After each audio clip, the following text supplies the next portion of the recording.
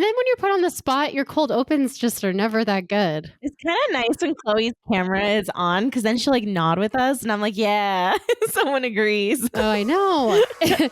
All right. Hello, everybody. Welcome back to Bundle of Hers. This is Miriam, one of your semi-OG hosts, back in the virtual studio with one of our new hosts, Lily, and then, surprise, surprise, one of our OG, Margot. Say hi. Hey. Hey. I am so excited to be back, but also I have a cold, so you get the nasally version of me. Everybody's a little sicky right now. Yeah, I'm so excited to have you back in the studio, Margot and Lily. It's so amazing to have you on our season. Today's episode is going to be about just generally residency interviews and then like matching into residency. And the reason why I wanted to do this episode is because Lily and I are in our fourth year of medical school in this really interesting, unique time where we're medical students, but we don't feel like students because we're taking all this time off to interview for residency. And it's such a strange process. And I think it's a process that doesn't get talked about enough. And so we're going to chat about our experiences, but we especially wanted to have somebody who's already been through the process on this podcast, specifically who interviewed before COVID when interviews were in person. Because right now, for those of you who don't know, Lily and I and the majority of us are conducting the majority of our interviews virtually. So wanted to kind of get some perspectives on what it was like to do in-person interviews. And then we'll kind of reflect on how the process in general has been. I actually just kind of want to start, Margot, because you were like the era of pre-COVID when all your interviews were in person, right? Like none of them were virtual. No, virtual wasn't even a thing. And I think it's interesting because right now, many of us fourth year residents who are graduating are the last class that did in-person interviews. So after us, it's kind of left to this whole virtual world. So I think that's an interesting transition, but it was 5 years ago. So we're going to like go down into the bowels of my brain and my memories about interview season. Bowels of your brain. I don't like that. I love that. I'm going to use that. The bowels of my brain. Okay, sorry.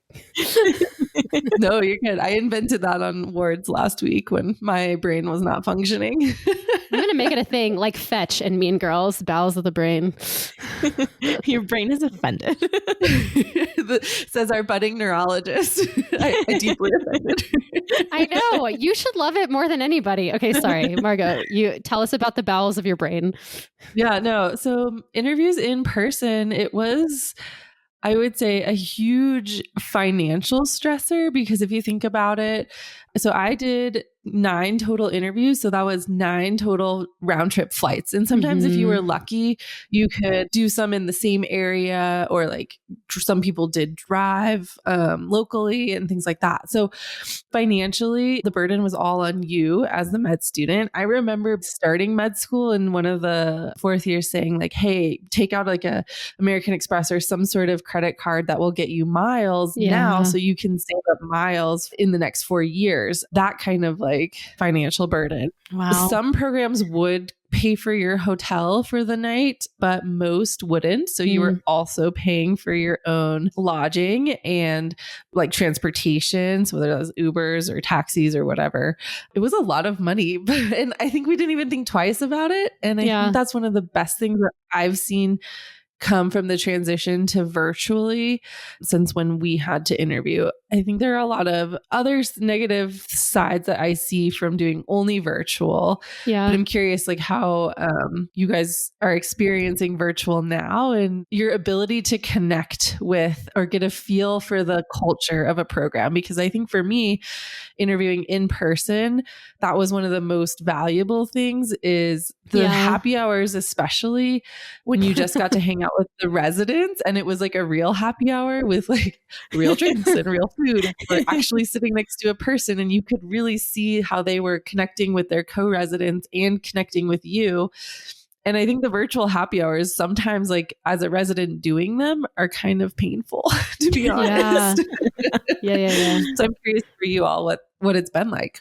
Yeah, I feel like it's so interesting hearing everything that Margot went through because I can't even imagine doing all of that with our like virtual interview season. Like it kind of reminds me when we applied to med school and had to fly out. And I just can't imagine how expensive it must have been to fly out to like 9 programs. But for me, I feel like it looks really different because it is virtual. So usually like people recommend not scheduling more than 2 a week. And at first I was like, oh, but I have so much time, it would be fine. And then once you actually get into it and you do have 2 a week, it's not just that you sit through like a 1-hour interview. It's like you have the happy hour the night before, and then you have an interview day. And then there's like post-interview thank yous if you send them. So it just ends up being like a lot more than just like 1 hour of your week. So I actually do think it's a good idea to try and limit it to a week. But usually the week before, I'll like go through my email and get extra paranoid because everything's in a different time zone. And I'm like, oh my gosh, I could like sleep through my interview on the East Coast. That's at like 6 a.m. Like, so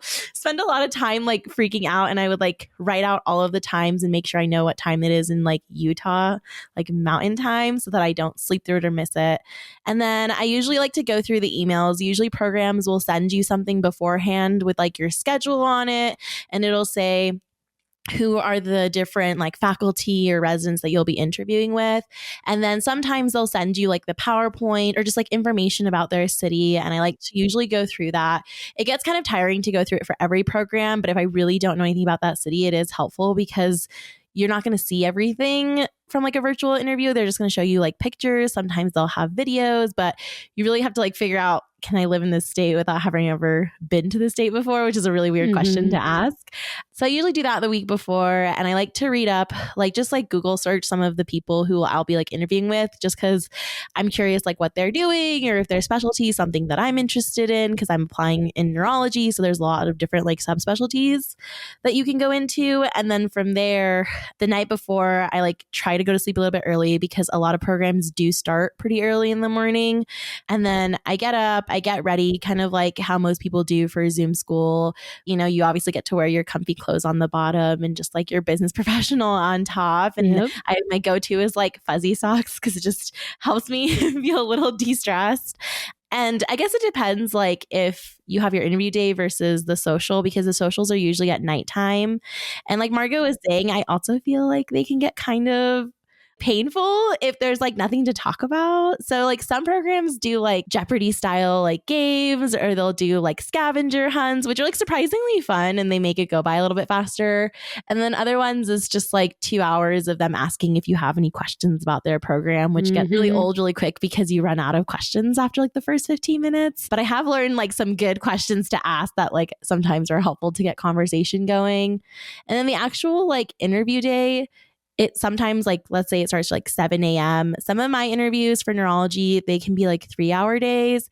I think my longest one was like a 7-hour day. So it just kind of depends. And then usually, I know, can you imagine? It's like 2-hour breaks sometimes in between interviews and you're just like camera off, just like waiting until just like staring into a void. Or they'll leave you in like a room with like other residents and the residents will be like, do you have any questions? What questions do you have for us? That's like triggering to me at this point. I know. And I'm like, I already asked you questions last night. Please don't make me ask you more questions now. Yeah. And then usually it's like 20-minute interviews with each person, which actually I feel like that's the part that we stress about the most. Like I get like really anxious sweating thinking about like how the interview is going to go. But that's actually I feel like the part of the day that goes by the fastest because you just like get in conversation. They ask you more about your application. And it's like exciting to hear people who actually are invested in you and the work you've done.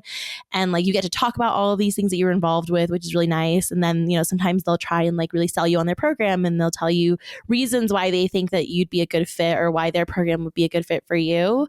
Or sometimes they'll just say, do you have any more questions? And you have to think of something because, you know, there's someone who's interviewing you and they want to see if you're interested. But afterwards, as soon as it's off, I just like lay in bed and I just don't move for like 10 minutes. And I just like be a potato and I just like think about everything I said. And I was like, wow, that sounded really dumb. Or okay, maybe that went okay. Or that was horrible. I did so bad. And you just kind of mull over it for the rest of the day. Lily does this thing that I have adopted where she says that she's lying in bed and she just rots. And I felt like I resonated with that so much. And like the post-interview rot is definitely like a real thing. There would be days where I'd like interview and then I had like the whole evening off And like, I would just like lie in bed. I'd get into bed at like 5:30 p.m. and just stay in bed until nighttime. So The day is over. that's a real experience. I don't know. What is it like from like your perspective? I'm curious because my days I feel like seem a lot different than even your interview days. I feel like, yeah, because we're also applying to different specialties and I think every program's different. I guess like my day in the life or whatever does start like with the pre-interview social the night before. I feel like my experiences with those is just like staring at a Zoom screen and uncomfortably just smiling at each other until one of us asks a question. And then the residents are like, any more questions? And then we're just like, I don't know. Like it's just like this uncomfortable exchange. And then the next morning we wake up early. I put on my blazer. I'm also wearing fuzzy socks of some sort. And I stare at a screen and I'm like sweating through my blazer. And I am so happy that Zoom filters exist because if they didn't, then that would be problematic for my sweat stains and my tired under eye circles and all that. And then I just kind of like power through my interviews. And I mean, it's just hard. Like the virtual interviews are just really difficult because like you're in this virtual setting, right? And so on the one hand, I feel like Lily and I were like well prepared for the virtual interviews because we were a COVID class. So a lot of our stuff was virtual when we started medical school. But then on the other hand, it's like you're doing a disservice to yourself in the program because you're not really getting a feel for each other. And that relationship building and that like gut instinct that you get that I think Margot kind of alluded to prior is like so important. And now that all of our interviews are over, the biggest piece of advice I get from people is like follow your gut instinct when like, you know, that's kind of hard to do when it's over Zoom. And I don't know if you felt like this, Lily, but I just felt like all of the programs were starting to like merge into one experience towards the end because there was just like a point where I was like, this is all so similar and we're all just like subject to this process. And yeah, sometimes it can feel like a lot. So that's kind of just like what my virtual experience has been. And then I would log off and then I would rot. I would probably text Lily and be like, yeah, I don't know. Like this program was awesome. This program wasn't. I don't know. Yeah. Just like text the vibes. And then, yeah. And then you just go about your day. And I don't know. I feel fortunate because it's like I did save a lot of money. And it's not like if I was interested in a location, it's not like I couldn't like book a flight there and check it out myself on my own terms. But I feel like it is kind of challenging because of that like gut instinct thing that we were talking about. And I feel like Margot, it's so interesting you talk about like the travel, the expenses and everything. But I will say like, I'm sure like when you were actually like face to face with somebody, like it made a huge difference. Or maybe it didn't. I don't know. Do you think it did? I definitely do feel like everybody will get that vibe from being in person, but like I really enjoy having in-person connection with people. And I think that I got so much benefit just from sitting in a room with the interviewer and being able to read their whole body language, to know and get more information. And even with people I was interviewing with, knowing who could potentially be my future co-residents and like what kind of vibes I was getting from them and the people who were really liking the program. And I was like, do I like them? I don't know. There was just so much covert data gathering that I think I got from just being in person that I think is a disservice to you all in doing purely virtual interviews for sure. Yeah. I'm also like curious with Margot's experience when you traveled to these other states to like see the schools. Did you also like linger in the city to like see like what the neighborhoods were like? Because that's another thing that I think about a lot. I'm like, yeah, I'm gonna be there, but I'd also like to leave the hospital and like have other things to do. And sometimes I'll like search up like spin studios in their cities, and I'm like, will I be able to like work out? Like, do they have like other things? And it's just so hard to like determine that when all you have is like Google and like their Facebook page or their like website to like read more about what to do in these states. And I'm just curious like what that was like for you being able to actually go there, you know, and see it. Yeah, no, it definitely did that. My version of spin class was bookstores. Oh, nice. And yeah, so I usually would fly in because they always say like give yourself 24 hours cushion to get there. So I was usually there either like the evening before or the afternoon before and would have some time on my own to go explore. And so I always would look up like a bookstore and go, most of the interviews were within walking distance of cities and things like that. So I would go find a bookstore and a coffee shop and kind of check out the town that way. So I do think that was a really helpful piece of having some time to explore the city. And then for the extroverts out there after the interviews, instead of the bed rot, like I also did that, but it was, in a hotel bed and not nearly as great. The extroverts would go out on the town and hang out with each other, applicants. And so I think that was also really fun for them. And another way that people got to see the city. So during those interviews, they would also give you like things that the residents really liked to do and suggestions of things to do in the town if you had extra time. And you could also build in a couple extra days if it was a place you were really interested in. You could stay an extra day and totally check it out. So, or bring your partner with you if that was relevant. This sounds so sad, but I feel like the closest thing, I don't know if this happened to you, Miriam, but the closest thing I have to relate to that was I would see someone on the Zoom screen who I had seen in another interview. Yes. I would be like, oh my gosh, you don't know me, but you are now my friend. Yeah. Hey, girl. Like, that's me. I had an applicant reach out to me over personal Zoom message and asked for my number because we had seen each other a couple of times and we were just like, yeah, we were vibing. It was like kind of a nice little experience of camaraderie because, when you're doing it virtually, you're just like, oh my gosh, like, am I the only one feeling these emotions? It's kind of hard. And like for me, I didn't want to talk to the other OB applicants because we're all just so anxious, and like I didn't want to be like, what are your experiences like? So you're kind of like stuck in this weird situation where you're just like, did I say stupid things? Like, did I ask all the right things? And it can be kind of hard. And I feel like being in person is much more reassuring. And also like, I'm just like a much more charming person in real life. I'm like not nearly as funny virtually, like it's hard to feel like yourself when you're online. There was actually one interview. This is actually a really funny story.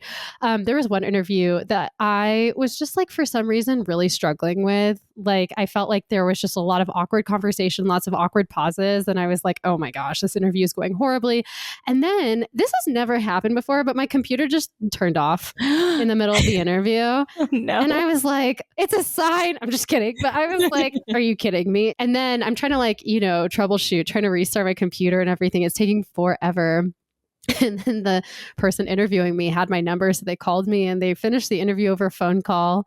And they were like, now you have something to remember this interview by. Like, now, like, you're like a standout applicant because you were the one who lost connection. I was like, that's like a great way to be remembered. But anyways, it's just like, it's just like stuff that like, yeah, you're like, oh yeah, you're going to rank me super highly. No, but it was just like a really interesting experience. And, looking back on it now, it's like funny, but I think there's definitely like pros and cons to like virtual versus in person. One thing I did want to talk about really quickly on this episode is something that a lot of program PDs or just like interviewers throughout this process have really advocated for in keeping virtual interviews is that it gets rid of a lot of bias in the process. And I thought that was really interesting. I was wondering if you guys had heard that. And Margot, I know that you are kind of on the other end of it now where you're a resident interviewing potential, incoming interns. And so I was like wondering, what do you think about like how virtual interviews impact bias in the process, if at all?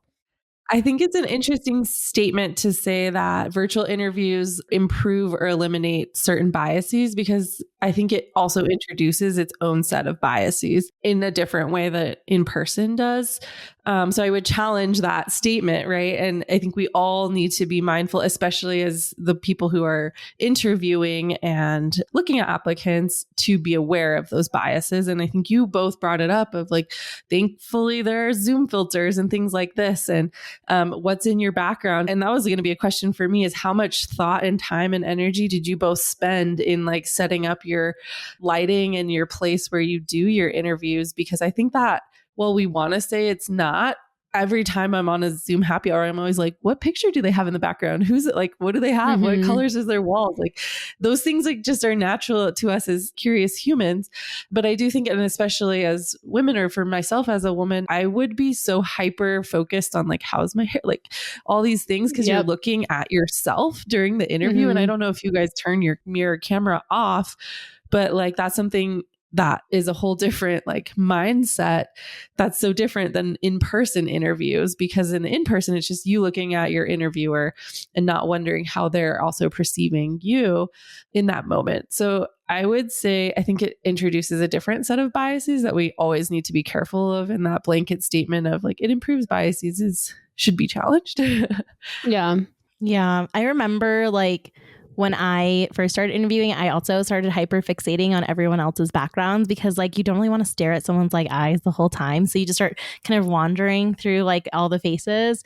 And some people would be very like intentional, like they would introduce themselves and usually a question would be like, what is a hobby you have? And they'd be like, oh, well, like behind me is my guitar, or like behind me is the skyline in Florida or whatever. And like they would talk about their hobby. And so like I also like intentionally was like, well, if I just have a white wall, they're not really going to remember me that well. And they're not going to be able to differentiate me, because sometimes everyone had a white wall and it was like really freaky and very like monochrome looking. So I ended up putting up shelves and I put like my hobbies up on the shelves. So like when they ask me, I can kind of point to them. But that was like very intentional for me because I was like noticing that others were doing that. And I was like, oh, maybe I should be more mindful about my space.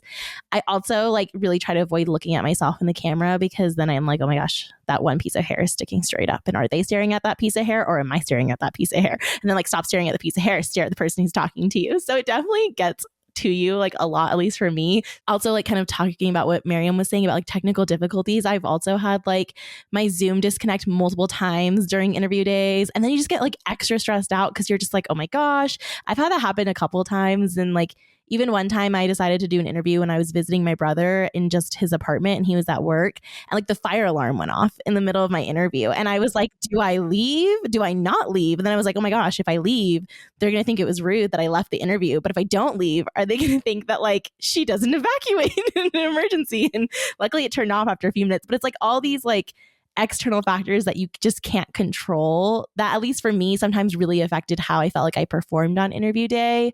But then I also think like realistically, some of these interviews that I got, I probably never ever think I probably would have gotten or even applied to those programs, because I would have just been so intimidated of like applying, but then also of like being able to travel and pay to like stay there and visit that city. I just feel like it would have really restricted my options, versus in the virtual setting, I feel like I had a lot more options and a lot more programs I was able to like get to know. So I feel like it has downsides, but it also has like pluses, and it's kind of like this weird cost benefit. And I don't know if there is a perfect system, but at least it was nice to like get the exposures. I just don't actually know what anything's like through the camera, you know?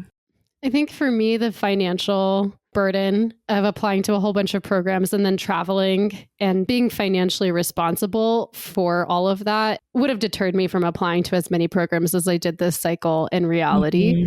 I do think it's like an interesting conversation about like, in that sense, like more people do get opportunities that wouldn't have otherwise applied, who probably, like you mentioned, Lily, like there were some programs I just shoot my shot. I do have to pay for like the application fee and everything. But, you know, if I get it, then that's great. I don't have to like pay for an extra plane ticket or whatever. And it was a good opportunity for me to, like I mentioned, shoot my shot at a program that I wouldn't have otherwise considered.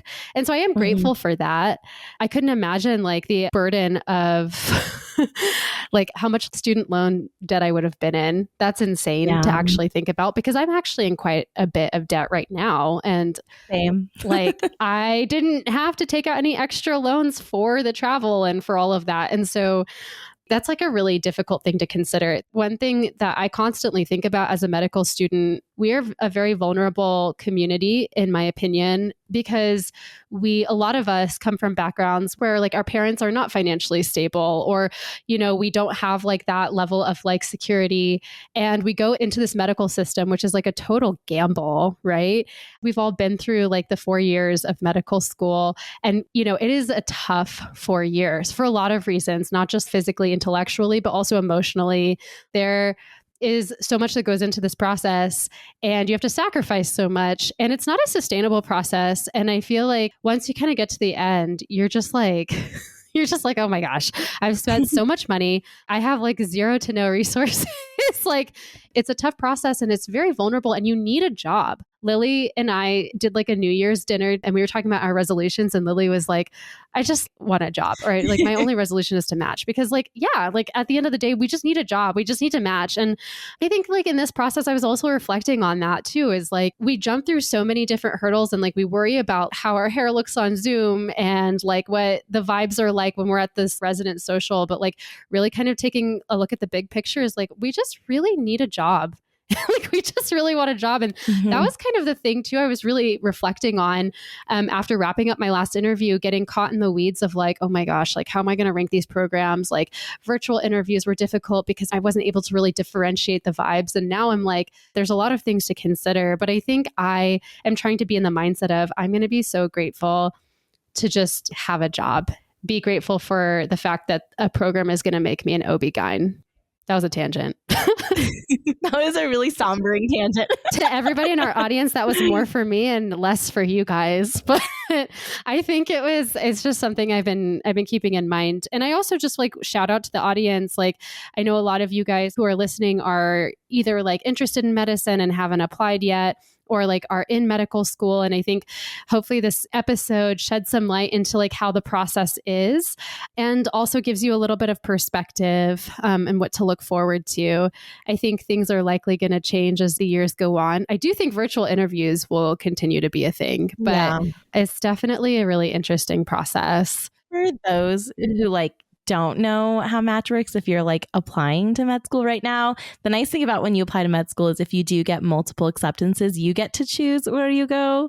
But with the match, although we get multiple interviews, we don't necessarily get to choose where we go. We like submit the rank list in the order of where we would prefer to go. And theoretically, the algorithm's supposed to work in the favor of the applicant, but then the programs also rank everyone that they interview. And so you have to hope that like the algorithm works in your favor and you match somewhere where they wanted you just as highly, which is how sometimes people end up unmatched if they aren't able to connect with another program on the other side. So it's kind of terrifying because when we say like, oh, we like this program and we love this program, or there's pluses and minuses and pros and cons for everything, at the end of the day, like the reason why we just hyperfixate on at least matching is because it's a possibility of not happening. And we only get one. We don't get to like pick where we totally completely go. Although they say you have some say. But that match date, it's like legally binding, which is terrifying. Yeah, it's like, I didn't know that. I didn't know that either. I recently learned that. You're gonna have to like leave the country or something if I hate my I'm just kidding. LOL. You guys will never find me. I'll drop off the grid. Just kidding. I'm like chronically on Instagram. Like it's bad. I mean, it's actually kind of crazy, right? If I was applying to any job outside of like becoming a doctor, it wouldn't be like this. I would interview for a job and then I would be able to pick any job acceptances that I have, and I would have some level of agency over my decision. Right. But like in a couple of months, who knows where I'm going? It is, I mean, I have an idea because I'm going to rank the programs I interviewed at, but it's like, who knows? Right. That's why I think whether in person or virtual, it is so stressful because you have to put your best foot forward. Because even if it's not your favorite program, in your mind, it's like, it might be the only choice. If they like me, maybe it'll be the one chance I have to get a job, because at the end of the day, and I think your plan or your thought of talking about financial stress is a really good topic, because there's so much unsaid there about medical school, but then also in residency when you aren't even granted like retirement accounts. And so topic for another day, but lots of important things to think about, right? Because as much as everybody tells us to put trust into this system and this process, and we have really no choice but to, I think it's also important to be mindful of how really vulnerable like our community is. And while I'm very grateful, and I feel like a lot of medical students are very privileged to be in this position, like we're going to have good jobs, lots of job security, like the process to get there is not an easy one and is a very problematic one. I feel like one thing Bundle of Hers does really well is like we take everything with a grain of salt, and we really, we're critical, that's something I feel very proud of. And like reflecting back on this interview process, I feel grateful, but at the same time, I wish things were different personally, virtual or in person. Like I wish that our opportunities didn't have to feel so cutthroat and that things weren't so competitive when it comes to just securing a job. Nobody should have to go unmatched. We all worked really hard and we all deserve a position, Absolutely. was my soapbox. I feel like the conversation I've been having a lot with like my classmates and my friends is just like, I want to end up somewhere where they wanted me and where I felt like they would have appreciated like what I bring to the program. So kind of what Margot was saying about like, we get lost thinking about like all these different things. And I always think about like, well, at the end of the day, I really don't have as much control as I'd like to have. Mm-hmm. And so I just kind of focus on like wherever I do end up, no matter where it is on my rank list. One, I'll be really grateful that I have a job, although it's unfortunate that we don't really get to have as much like agency in doing that, like you were saying, Miriam. But at the same time, like, even if I don't match at like my number 1 or my number 2 or my number 3, like I will match somewhere where they really wanted me. Yeah. And I feel like that's where I'll do really well. And I think that that's something that I keep forgetting is like, we make all these pro con lists and we really want to like hyperfixate on like what is the best option, when in reality, like you really do want a program who genuinely wanted you and wants to train you. And Yeah. I'm hoping that everyone gets to be in that position come the middle of March. Me too. This reminded me of, shout out to one of our OGs, Harjeet. And this has nothing to do with Match, but I thought it was a really good like analogy. So like in dating, like there was a period of time where I was dating and I'd be like, what if this person doesn't like me? And Harjeet was like, who cares if he likes you? Do you like him? And I just feel like when you're dating, right, and you're like figuring out what you like that's kind of how residency programs are too. So like for all you fellow fourth year people who are in this, or if you're a future going to be in this position, like think about what you need and what you want to. I think that goes a long way in this process as well. Yeah. Anyways, shout out Harjeet. I love that. Great dating advice. I do love that. She'll always ask like, what do you like about them? And I'm like, whoa, that's a good question. That's a good question. And I feel stupid for not being able to answer that right now. Yeah. I can't tell what's worse, dating or like interviewing for residency. Like they're both kind of a lot. Anyways. In wrapping up, I think like, you know, the differences between in-person versus virtual, we've explored the pros and cons of both, but sort of tradition of offering our own suggestions. And my thought to the solution to this would be for some programs to offer a handful of in-person interviews, kind of like signaling, and you could pick the programs you really wanted to go see in person for in-person interviews and do virtual the rest of the time. I don't know how you fully balance the financial privilege there, but some food for thought for making change in our... I have some thoughts because like sky's the limit. I feel like they should make everything in person, but they should pay for our flights. They should pay for our meals. They should pay for our lodging. Like, okay, can we be just so for real? These programs have the money. They are lying. Okay. Because I am in lots of debt because my program has tons of money from me, just like me as a person. So I know that there's money somewhere and people are going to say there isn't, but there is, and we can dream big on Bundle of Hers. So that's what I would do. I love it. One thing that I think about is like, especially because residencies have been combined with MD and DO, but the like number of spots is not increasing proportionately. Statistically, they're really setting us up to fail, to be honest. Like statistically, people will go unmatched, which is super unfortunate. So in my eyes, this whole like new signaling system that's come out, at least in my field, it was a hit or miss. I don't know if it made a big difference. I know for other specialties, it does make a big difference. But I personally would like, one, I feel like it would be nice if as students, we had a cap of like how many programs we could apply to. And it would all be like under one base fee as opposed to like extra charges per program. And I feel like if we had a cap, then that way you'd really have to choose what your like top 10 or 15 or whatever programs are, and you're really investing in those. So that way programs know that like, I'm not just like sending every single possible school my application because I don't want to go unmatched, even if I absolutely have no desire to live in your city, which I know like lots of people are doing because we have like this fear of not matching. Yeah. So I feel like if they capped us, we would be limited to really pick those ones. And then I feel like because of that, they should offer interviews. I know that like you're not supposed to send more interviews than you have spots for, but programs do it, and they'll like guise it under like a wait list, or they'll just tell you like, here's an open spot or whatever. I feel like they should only send as many as they actually have interview spots for. And I like Miriam's idea of like paying for us to be able to go out there because it really would have helped me to like see these places. But knowing that some people are applying to like double or triple the number of programs I applied to, like that also is an inequity because like I don't have thousands of dollars to just immediately drop on applying to every program across the country. So I don't know. I think that like that would help. Although I'm sure other people might have different opinions about that and want the opportunity to apply to everywhere.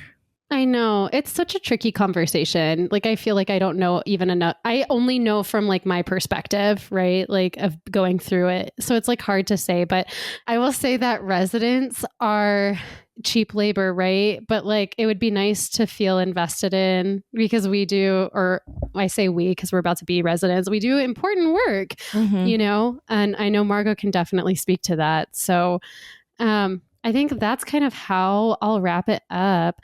All right. Thanks, you guys, for being on this podcast. This was a lot of fun. I feel like I got a little ranty there, but it was kind of nice. Cathartic is the word. That's what we're all about. Yes. Catharsis on Bundle of Hers. Thank you all for tuning in to Bundle of Hers.